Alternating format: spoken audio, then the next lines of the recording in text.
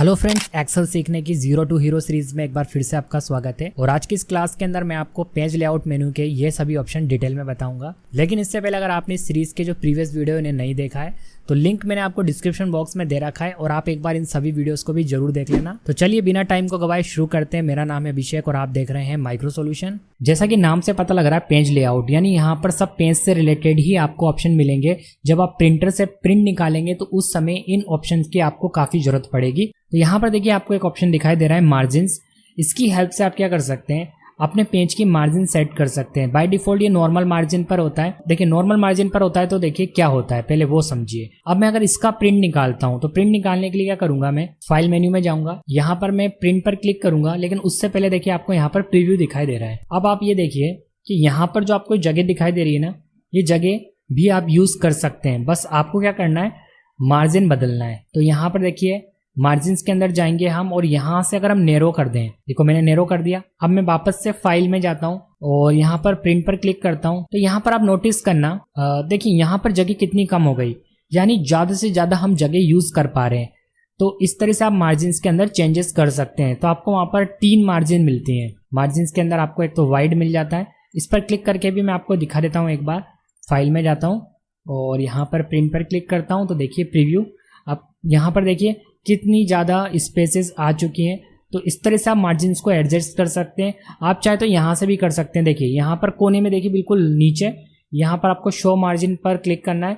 आप यहाँ से भी एडजस्ट कर सकते हैं। यहाँ से देखिए थोड़ा आप इधर सरका सकते हैं, इधर से सरका सकते हैं। अगर आपको लगता है कि जो ये आपकी जो टेबल है ये कट रही है, प्रिंट में नहीं आ रही है, तो आप यहाँ से भी मार्जिन सेट कर सकते हैं। कहाँ से, प्रिंट के अंदर, प्रीव्यू के अंदर जाकर, ठीक है। और यहाँ पर कोने पर आपको क्लिक करना है, यहाँ से भी हम मार्जिन को सेट कर पाएंगे। इसके बाद देखिए नेक्स्ट ऑप्शन है वो है ओरिएंटेशन। और ओरिएंटेशन के अंदर आपको 2 ऑप्शन मिल जाते हैं, पोर्ट्रेट और लैंडस्केप। बाय डिफॉल्ट ये पोर्ट्रेट पर है। पोर्ट्रेट मतलब अगर आपका जो पेज है वो बिल्कुल सीधा है तो वो कहलाएगा पोर्ट्रेट। अभी देखिए सीधा मतलब ऐसे, और अगर मैं इसको ऐसे घुमा दूं, देखिए मैं आपको समझाता हूँ। अभी इसका अगर हम प्रिंट प्रीव्यू चेक करें, प्रिंट में जाते हैं तो ये पेज आपको कैसा दिखाई दे रहा है। देखिए मैं छोटा करूंगा तब आपको अच्छा, बिल्कुल देखिए सीधा। अगर ये यूं घुमा दूं, मैं इस पेज को तिरछा कर दूं, तो फिर उसके लिए मुझे यहाँ से ओरिएंटेशन में जाकर लैंडस्केप को सेलेक्ट करना पड़ेगा। तो जैसे मैं इसको सेलेक्ट करूंगा तो देखना पेज घूम जाएगा। अब मैं अगर फाइल में जाकर प्रिंट पर क्लिक करता हूं तो अब आप देखो पेज कैसा हो चुका है, घूम चुका है। तो अगर आपको लगता है कि आपकी जो शीट है यानी आपका जो टेबल है वो प्रिंट में इधर से कम पड़ रही है, मतलब नीचे है तो उसको ज़्यादा जरूरत नहीं है लेकिन इस तरफ ज़्यादा जरूरत है, तो आप अपने पेज को घुमाकर प्रिंट निकाल सकते हैं। या पहले घुमा लीजिए डिज़ाइन करने से पहले। अगर आपको लगता है कि आपको ज़रूरत इस तरफ ज़्यादा है, इधर कम है, तो फिर आप ऐसे घुमाकर यानी यहाँ पर ओरिएंटेशन में जाकर आप लैंडस्केप सेलेक्ट कर कर ही डिज़ाइन करें। देखिए इससे आपको बेनिफिट ये होगा कि आपको देखिए यहाँ पर ये डैश डैश डैश वाली एक लाइन दिखाई दे रही है, यानी ये लाइन कह रही है कि अगर आप इसके बाहर काम करते हैं ना यहाँ पर, तो ये प्रिंट में नहीं आएगा, यानी वो एक सिंगल पेज के अंदर नहीं आएगा। देखिए मैं आपको दिखाता हूँ। यहाँ पर मैं लिख देता हूँ, यहाँ पर मैं लिख देता हूँ माइक्रो सॉल्यूशन, ठीक है।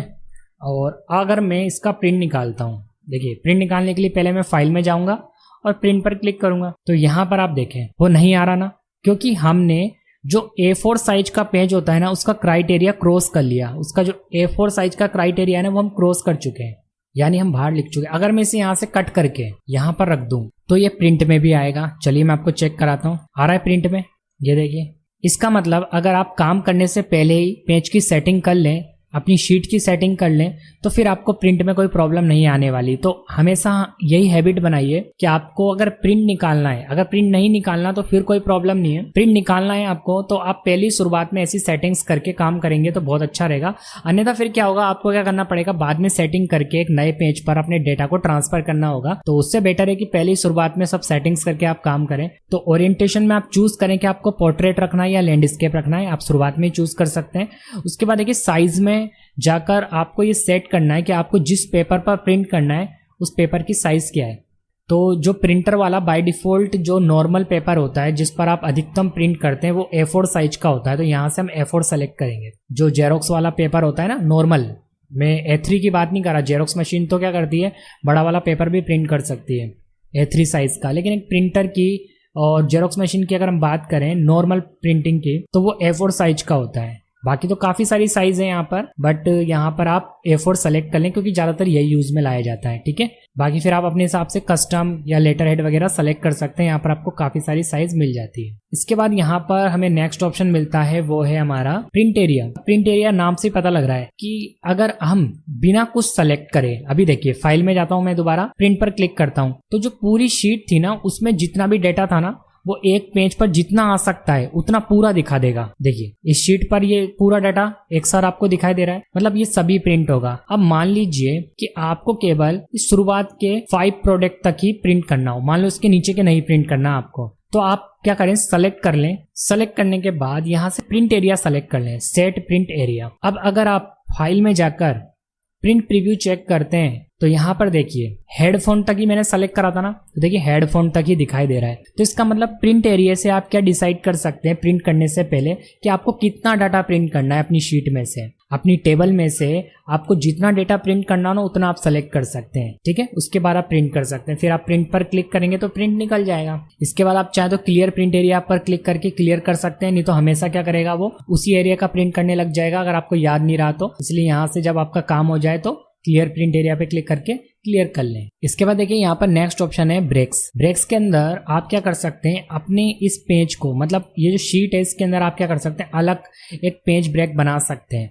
मैंने क्या करा, इस वाली शीट के अंदर यानी इस टेबल के अंदर ये बी वाली सेल सेलेक्ट कर ली, यानी जहाँ मैंने बी डेटा के रूप में एंटर किया हुआ है उसे सेलेक्ट कर लिया। इसके बाद मैं ब्रेक्स में गया और मैंने यहाँ से इंसर्ट पेज ब्रेक पर क्लिक करा। अब मैं आपको फाइल में जाकर इसका प्रिंट चेक कराता हूँ ताकि आपको बात समझा पाऊँ कि नोटिस करना बी से नीचे का डेटा, मतलब मैंने जो बी सेलेक्ट करा था ना सिर्फ उसके ऊपर का डेटा यहाँ पर शो कर रहा है, उससे नीचे का डेटा शो नहीं कर रहा क्योंकि वो एक डिफरेंट पेज बन गया है, मतलब एक अलग सेक्शन बन गया है। तो आप चाहें तो ऐसे पेज ब्रेक कर सकते हैं, यानी इतना पेज अलग है। यहाँ पर देखिए एक लाइन आ चुकी है, अगर आपको दिख रहा है वीडियो में तो यहाँ पर देखिए एक लाइन आ चुकी है। मैं आपको जूम करके दिखाता हूँ, देखिए यहाँ पर एक लाइन आ रही है ना, तो इस लाइन के ऊपर का डाटा प्रिंट होगा।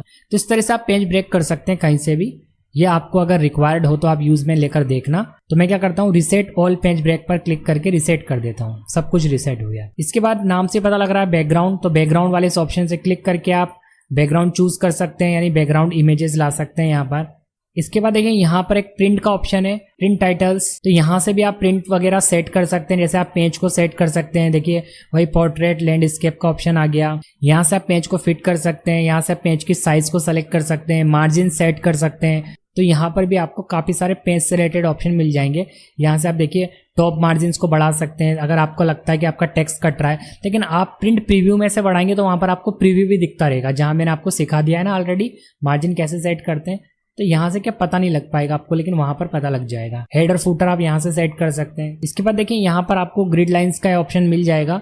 यहाँ पर व्यू तो टिक ही रहेगा, लेकिन प्रिंट पर अगर आप क्लिक करते हैं तो क्या होगा, तो पहले अगर हमने प्रिंट पर क्लिक नहीं किया हुआ, यानी प्रिंट को सेलेक्ट नहीं किया हुआ, तो उससे क्या होता है वो समझिए। जैसे मान लो कि ये जो टेबल है इसकी बॉर्डर में पहले हटा देता हूँ क्योंकि मैंने इसमें बॉर्डर लगाई हुई है। तो यहाँ से मैं क्या करता हूँ, नो बॉर्डर सेलेक्ट कर लेता हूँ। अब मैं देखिए अगर आपको इसका प्रीव्यू चेक कराऊँ तो यहाँ पर देखिए प्रीव्यू चेक करिए, तो ओनली डेटा शो हो रहा है।